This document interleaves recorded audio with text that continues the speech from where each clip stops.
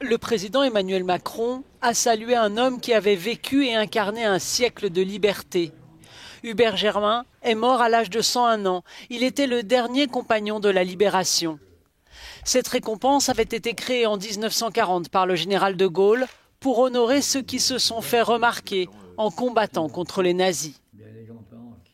Entre juin et juillet 1940, quelques 7000 Français prennent le chemin de la Grande-Bretagne pour répondre à l'appel du général de Gaulle.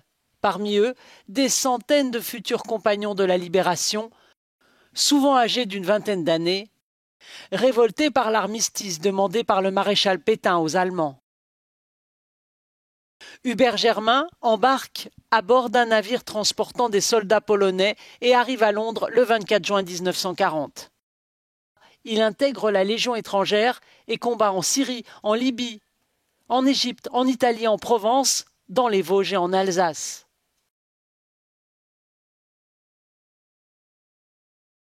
Un tiers des compagnons de la Libération sont morts au combat et 80% des survivants sont blessés pendant le conflit.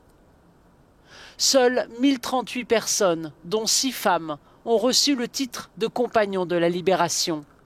5 d'entre eux reposent au Panthéon, parmi eux André Malraux et Jean Moulin.